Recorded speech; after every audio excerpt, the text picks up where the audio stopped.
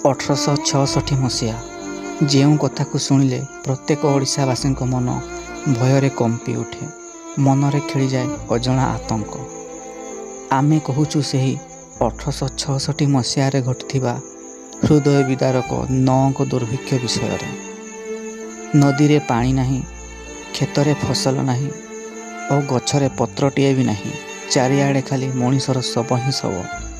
ଯିଏ ସକାଳେ ଶବକୁ କାନ୍ଧେଇକି ଯାଉଥିଲା, ସନ୍ଧ୍ୟାବେଳେ ସେ ନିଜେ ଶବ ହୋଇଯାଉଛି। ଆଜକୁ ପ୍ରାୟ 160 ବର୍ଷ ତଳେ ଘଟିଥିଲା ଏଭଳି ହୃଦୟ ବିଦାରକ ଦୃଶ୍ୟ। ସେତେବେଳେ ପ୍ରାୟ 2 ବର୍ଷ ଧରି କୌଣସି ବର୍ଷା ହୋଇନଥିଲା। ଫଳରେ ଚାଷ କାମ ମଧ୍ୟ ସମ୍ଭବ ହୋଇନଥିଲା। ଲୋକମାନେ ଭୋକ ବିକଳରେ ପୋକ ମାଛି ପରି ମରୁଥିଲେ।